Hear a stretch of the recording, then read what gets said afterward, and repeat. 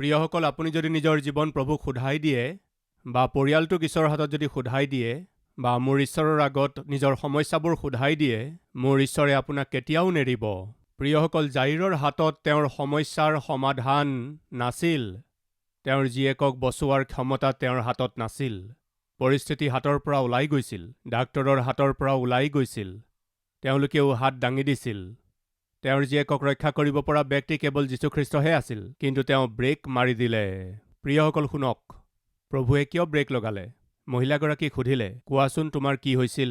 তাই ক'বলৈ ধৰিলে। কি ক'লে জানেনে? প্ৰভু, মই কাৰো আগত ক'ব নোৱাৰা বিধৰ সমস্যা আছিল। কোনেও দূৰ কৰিব নোৱাৰা বিধৰ সমস্যা আছিল প্ৰভু। যোৱা 12 বছৰ ধৰি মোৰ এই সমস্যাই মোক কষ্ট দি থাকিল প্ৰভু। বহুতো ডক্তৰৰ ওচৰলৈ মই গ'লোঁ প্ৰভু, তেওঁলোকে ভাল কৰিব নোৱাৰিলে। বহুতো ঔষধ পাতি মই ব্যৱহাৰ কৰিলোঁ। আমাৰ ভাষাত ইংৰাজী ঔষধ আৰু হোমিঅ'পেথি ঔষধো খালোঁ, আয়ুৰ্বেদিক দৰৱো খালোঁ, বিভিন্ন ঔষধ পাতি খালোঁ, কিন্তু ভাল হ'ব নোৱাৰিলোঁ। এইদৰে সেই মহিলাগৰাকীয়ে যেতিয়া কৈ আছিল, ওচৰতে থিয় হৈ থকা জাইৰে হয়তো ভাবিছিল, মই যেনেকৈ কষ্ট পাই আছিলোঁ এওঁ কষ্ট পাই আছিল। ময়ো নিজৰ ছোৱালীজনীক বহুতো ডাক্তৰৰ ওচৰলৈ লৈ গ'লোঁ, কিন্তু কোনেও ভাল কৰিব নোৱাৰিলে। ময়ো নিজৰ ছোৱালীজনীৰ কাৰণে বিভিন্ন ধৰণৰ ঔষধ ব্যৱহাৰ কৰিলোঁ, কিন্তু বেমাৰ ভাল নহ'ল। এই মহিলাগৰাকী 12 বছৰ ধৰি সমস্যাত আছে। ময়ো নিজৰ 12 বছৰীয়া ছোৱালীজনীৰ কাৰণে সমস্যাত পৰি আছোঁ। আৰু আগলৈ তাই ক'বলৈ ধৰিলে, প্ৰভু, মই মৰি যাম বুলিয়ে ভাবিছিলোঁ। মোৰ জীৱনৰ প্ৰতি মোৰ ঘৃণাভাৱ জন্মিছিল, মই মৰি যাম বুলিয়ে ভাবিছিলোঁ। জাইৰে ভাবিলে, মোৰ ছোৱালীজনী হয়তো মৰি যাব, তাই জীয়াই থকাৰ কোনো আৰু আশা নাই। প্ৰিয়সকল, এইদৰে যেতিয়া জাইৰে ভাবি আছিল, সেই মহিলাগৰাকীয়ে আগলৈ আৰু ক'বলৈ ধৰিলে, প্ৰভু, মই পিছফালৰ পৰা আহি আপোনাৰ বস্ত্ৰৰ দহি চুলোঁ। কাপোৰৰ দহি চোৱাৰ লগে লগে মোৰ শৰীৰৰ এই বেমাৰটোৰ পৰা মই একেবাৰতেই সুস্থ হৈ গ'লোঁ। তাই এই কথা কৈ থাকোঁতে জাইৰে ভাবিলে, যীশুৰ কাপোৰ চোৱাৰ লগে লগেই বেমাৰ যদি ভাল হৈ গৈছে, সেই যীশুৱেই যদি মোৰ ঘৰলৈ আহি মোৰ ছোৱালীজনীক স্পৰ্শ কৰে, মোৰ ছোৱালীজনী তাইৰ বেমাৰৰ পৰা সুস্থ হৈ যাব। এই ব্যক্তিজন সাধাৰণ মানুহ নহয়। যিজনক মই ঘৰলৈ লৈ গৈ আছোঁ, সেই যীশু সাধাৰণ মানুহ নহয়। এই বিশ্বাস জাইৰৰ জীৱনলৈ কেনেকৈ আহিল বাৰু কওক? জানেনে আপুনি? প্ৰিয়সকল, জানেনে? সেই মহিলাগৰাকীয়ে দিয়া সাক্ষ্যৰ দ্বাৰা। প্ৰিয়সকল, শ্ৰৱণৰ দ্বাৰাই কি হয়? বিশ্বাস জন্মে। যেতিয়া সেই মহিলাগৰাকীয়ে সাক্ষ্য দি আছিল, ওচৰতে থিয় হৈ থকা জাইৰৰ হৃদয়ত বিশ্বাসৰ কি হ'ল কওক? কি হ'ল কওকচোন?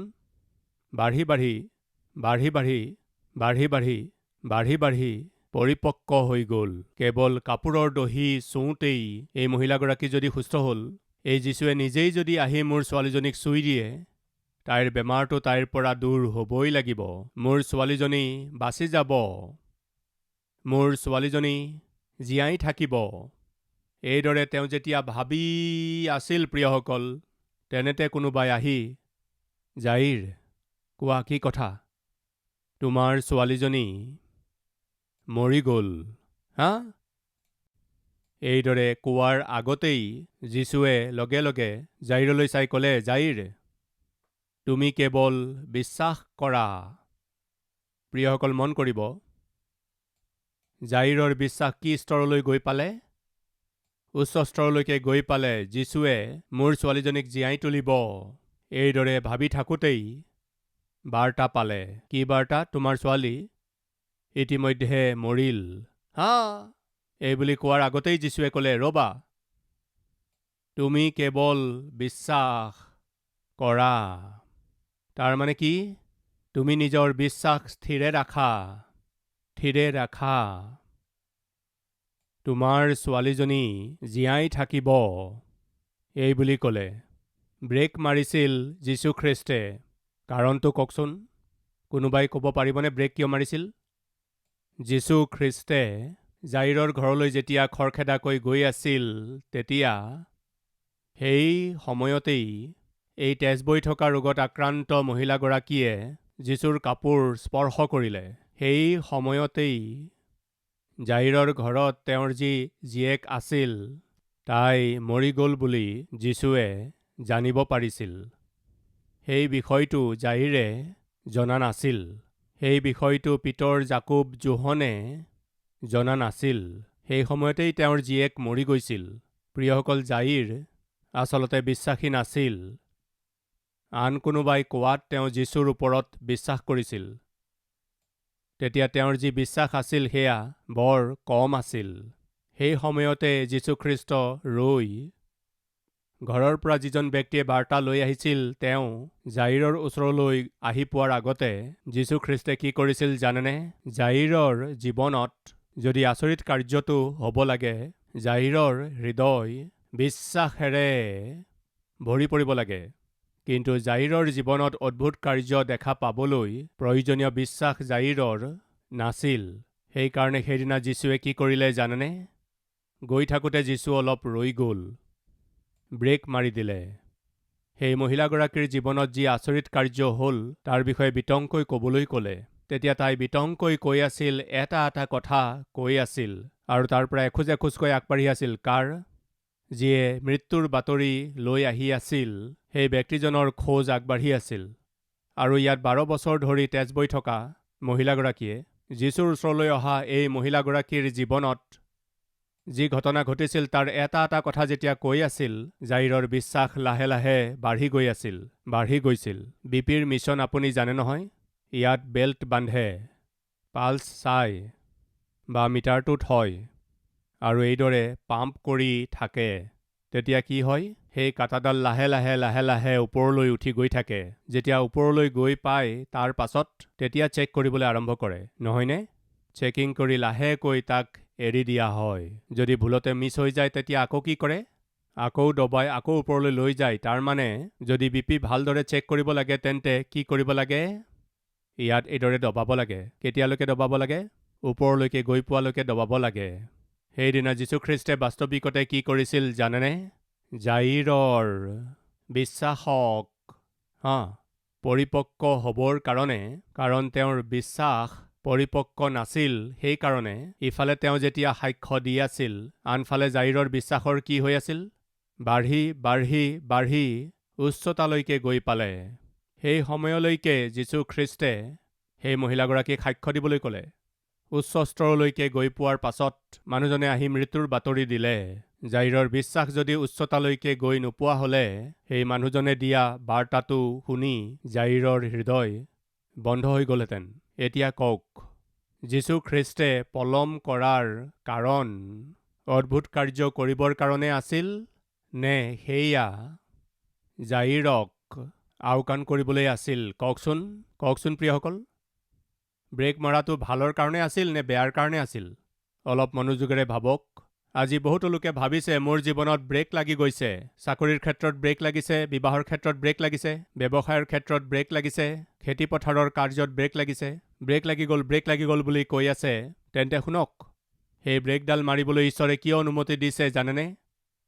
আপুনি সংকটত যাতে নপৰে, আপুনি বিপদত যাতে নপৰে, আপুনি ঈশ্বৰৰ অদ্ভুত কাৰ্য যাতে হেৰুৱাই নেপেলায়। সেইকাৰণে যি প্ৰভুৱে ব্ৰেক মাৰিছিল তেওঁ কি কৰিলে?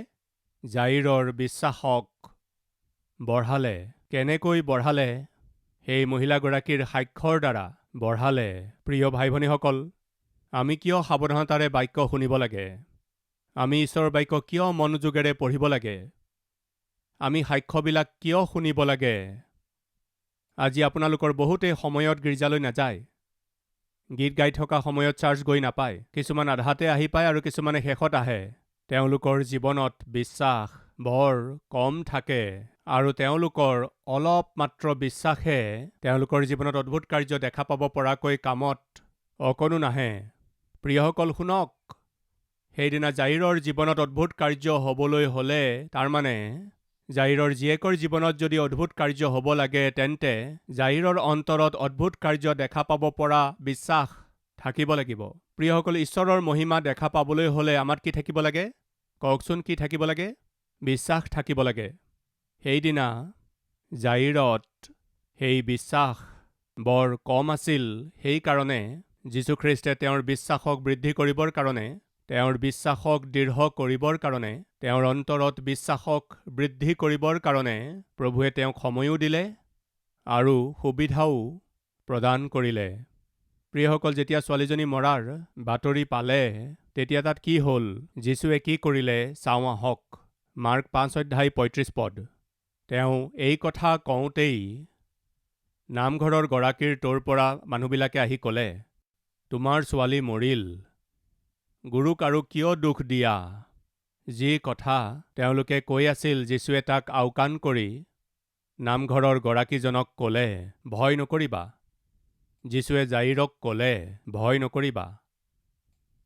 তাৰ পাছত কি লিখা আছে পঢ়কচোন। কি লিখা আছে মন দি পঢ়ক। বিশ্বাস মাথোন কৰা। তোমাৰ হৃদয়ত যি বিশ্বাস এতিয়া আছে তাক তেনেকৈয়েই থাকিবলৈ দিয়া। বিশ্বাস মাথোন কৰা। 39 নম্বৰ পদ। পাছে তেওঁ ভিতৰলৈ সোমাই ক'লে, তোমালোকে কিয় কন্দা-কটা আৰু ক্ৰন্দন কৰিছা?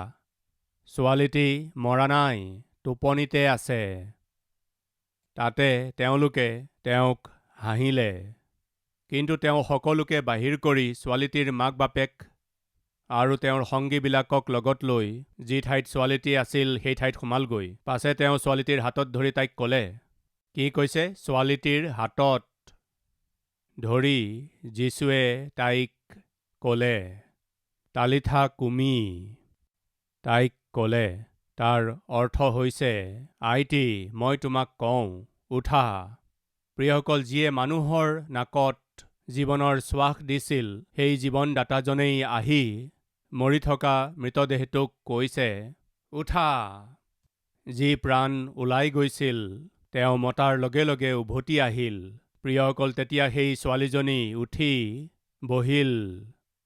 জাইৰে ভাবিছিল হাতৰ পৰা গ'ল, কিন্তু প্ৰভু যীশুখ্ৰীষ্টে মৰি যোৱা ছোৱালীজনীক জীয়াই তুলি সেই বাপেকৰ হাতত সোধাই দিলে।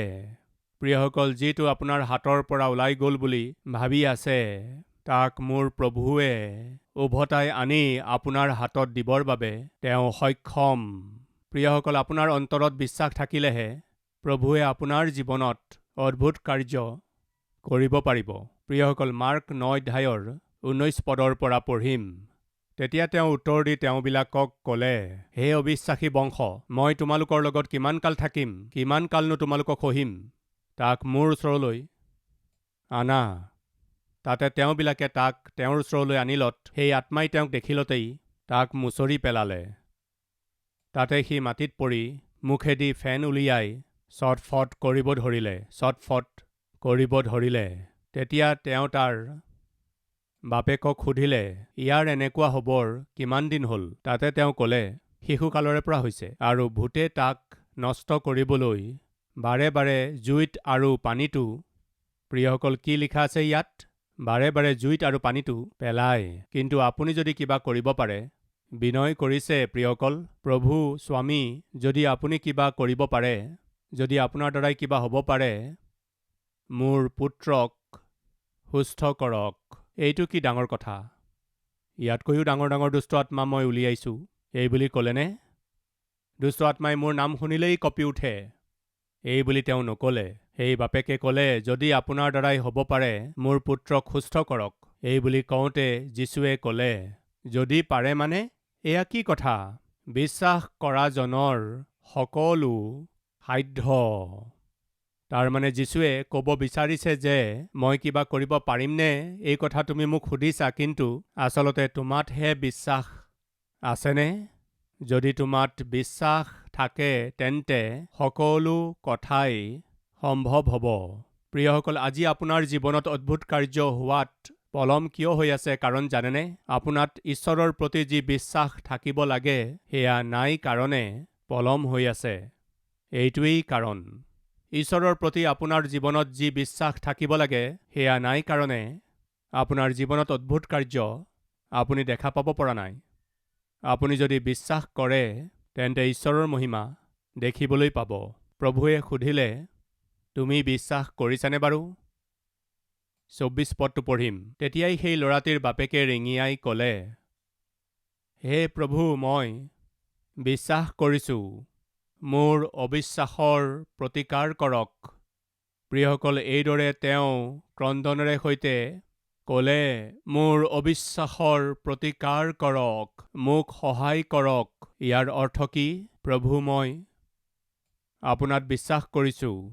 মোৰ যাতে অবিশ্বাস নাথাকে, প্ৰভু মোক সহায় কৰক। আজি আপোনাৰ জীৱনত অদ্ভুত কাৰ্য হোৱাত পলম হৈ আছে যদি তাৰ কাৰণ জানেনে? আপোনাৰ অন্তৰত ঈশ্বৰৰ প্ৰতি যি বিশ্বাস থাকিব লাগে, সেয়া নাই কাৰণে। প্ৰভুৰ প্ৰতি আপোনাৰ যি বিশ্বাস থাকিব লাগে, সেয়া সম্পূৰ্ণৰূপে নাই। সেইকাৰণে আপোনাৰ জীৱনত অদ্ভুত কাৰ্য হোৱাত পলম হৈ আছে। প্ৰিয়সকল, আজি কেৱল পলম হৈছে, কিন্তু আপুনি নিজৰ বিশ্বাসক বৃদ্ধি কৰি বিশ্বাসেৰে যদি খোজে, যেনেকৈ জাইৰৰ জীৱনত ব্ৰেক লগোৱা যীশুখ্ৰীষ্টেই তেওঁৰ ঘৰলৈ গৈ তেওঁৰ মৃত ছোৱালীজনীক জীয়াই তুলিলে, তেনেকৈয়ে আপোনাৰ জীৱনতো আপোনাৰ আশা নিৰাশালৈ যদি সলনি হৈছে, পৰিস্থিতিবোৰ হাতৰ পৰা যদি ওলাই গৈছে, আপুনি নিজৰ বিশ্বাসেৰে ঈশ্বৰৰ যদি মহিমা কৰে, প্ৰভুৰ দৃষ্টিত আপুনি সিদ্ধ হৈ হৈ যদি গৈ থাকে, আপোনাৰ জীৱনত কল্পনাতকৈও অধিক অদ্ভুত কাৰ্য প্ৰভুৱে কৰিবৰ বাবে আপোনাৰ ওচৰলৈ অতি শীঘ্ৰে আহিবলৈ আছে। প্ৰিয়সকল, আজি আমি প্ৰাৰ্থনা কৰিমনে? প্ৰভু, মোৰ যাতে অবিশ্বাস নাথাকে, মোক সহায় কৰক পিতৃ। মোত অবিশ্বাস নাথাকিবলৈ মোক সহায় কৰক পিতৃ। প্ৰিয়সকল, সেইদিনা জাইৰে যীশুখ্ৰীষ্টৰ আগত ক্ৰন্দন কৰিলে। আজি আমাৰ মাজত ক্ৰন্দন কৰা লোক কোনোবা আছেনে? দুষ্ট আত্মাই ধৰা ল'ৰাটোৰ বাপেকে যীশুৰ আগত ৰিঙিয়াই ক্ৰন্দন কৰিলে, প্ৰভু, আপুনি যদি কৰিব পাৰে, মোৰ ল'ৰাটোক সুস্থ কৰি দিয়ক। আছে নেকি কোনোবা আজি? ল'ৰা পথভ্ৰষ্ট হৈছে, ছোৱালী পথভ্ৰষ্ট হৈছে, স্বামীয়ে মইমতালিৰে চলি আছে, পত্নীয়ে অবৈধ সম্বন্ধত চলি আছে। প্ৰিয়সকল, মই সুধিছোঁ, প্ৰাৰ্থনা কৰা লোক কোনোবা আছেনে? ক্ৰন্দন কৰা লোক কোনোবা আছেনে? প্ৰভুৰ চৰণত পৰি বিনয় কৰা লোক কোনোবা ইয়াত আছেনে? তেন্তে শুনক, যদি এই সময়ত আপুনি প্ৰভুৰ আগত প্ৰাৰ্থনা কৰে, প্ৰভু আপোনাৰ ঘৰলৈ আহিব। প্ৰিয়সকল, তেওঁ নিশ্চয় আহিব। আপোনাৰ ঘৰত যি যি সমস্যা আছে, তাক প্ৰভুৱে আপোনাৰ ঘৰৰ পৰা নিশ্চয় দূৰ কৰিব। আপুনি কেৱল এটা কাম কৰিব লাগে, ক্ৰন্দন কৰক। প্ৰিয় ভাই, ক্ৰন্দন কৰক। প্ৰিয় ভনী, ক্ৰন্দন কৰক। প্ৰাৰ্থনা কৰক। চকুলোৰে সৈতে প্ৰাৰ্থনা কৰক। বিশ্বাসেৰে প্ৰাৰ্থনা কৰক। আহক প্ৰাৰ্থনাত সহভাগী হওঁ।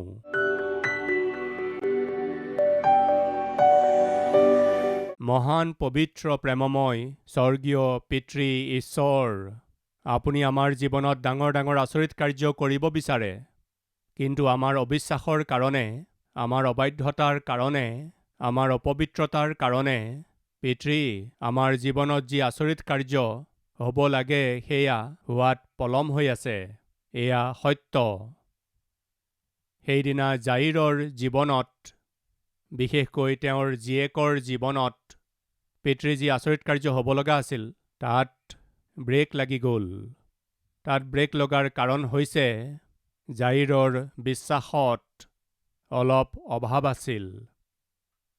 তেওঁৰ বিশ্বাসক বৃদ্ধি কৰাৰ প্ৰক্ৰিয়াত প্ৰভু, আপুনি সেই বাটতেই 12 বছৰ ধৰি তেজ বৈ থকা মহিলাগৰাকীক আপুনি সুস্থ কৰিলে আৰু তেওঁ দিয়া সাক্ষ্যৰ দ্বাৰা জাইৰৰ বিশ্বাসক আপুনি মজবুত কৰিলে। তেওঁৰ বিশ্বাসক আপুনি পৰিপক্ক কৰিলে। আৰু তেনেদৰেই পিতৃ, আমাৰ বিশ্বাস আজি দুৰ্বল, যাৰ কাৰণে আজি আমি অদ্ভুত কাৰ্যবোৰ দেখিবলৈ পোৱা নাই। আপুনি এই কথা জানি এই সময়ত আপুনি আমাক স্পষ্টকৈ কথা ক'লে। বিশ্বাস কৰা লোকসকলৰ বাবে সকলো সম্ভৱ হ'ব, এইবুলি বাক্যই কৈছে। পিতৃ, আমাৰ জীৱনত আচৰিত কাৰ্য, অদ্ভুত কাৰ্য হ'বলৈ হ'লে আমি বিশ্বাসেৰে সৈতে চলিব লাগিব। বিশ্বাসৰ অবিহনে পিতৃ, আপুনি আমাৰ জীৱনত আচৰিত কাৰ্য কৰিব নোৱাৰে। যিয়ে আপোনাত বিশ্বাস নকৰে, যিয়ে আপোনাত ভৰসা নকৰে, পিতৃ, তেওঁলোকক আদৰ কৰাটো সম্ভৱ নহয়। পিতৃ, আমি জীৱনত যাতে আশীৰ্বাদ নাপাওঁ, তাৰ বাবে য'ত ব্ৰেক লাগিছে, সেই ব্ৰেকডাল পিতৃ, আজি আমি যিসকলে বিশ্বাসেৰে আৰু দৃঢ়তাৰে সৈতে প্ৰাৰ্থনা কৰি আছো, সেই ব্ৰেকডাল ৰিলিজ কৰক পিতৃ।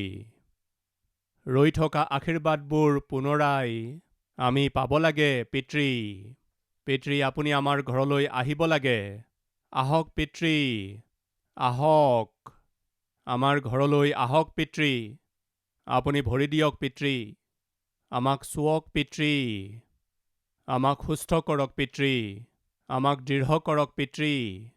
পিতৃ, এই সময়ত যিমান লোকে প্ৰাৰ্থনাত সহভাগী হৈছে প্ৰত্যেকৰে প্ৰাণ, আত্মা আৰু শৰীৰত থকা সকলো প্ৰয়োজন পূৰণ কৰক। আপোনাৰ নামৰ মহিমা হওক। যীশুৰ নামত মাগিছোঁ পিতৃ, আমেন।